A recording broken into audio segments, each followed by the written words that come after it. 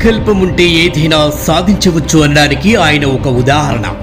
సమాజ సేవ చేయడమే లక్ష్యంగా పెట్టుకుని నేను పడ్డటువంటి ఇబ్బందులు కష్టాలు మరే ఒక్కరు కూడా పడకూడదు అంటూ దృఢమైన సంకల్పంతో నేను బాగుండాలి, నాతో పాటు అందరూ బాగుండాలి అన్న ఒక్క మంచి ఆలోచనతో శ్రీ తులసి ఎడ్యుకేషనల్ గైడెన్స్ ట్రస్ట్ 2012 అక్టోబర్ 10న ప్రారంభించారు.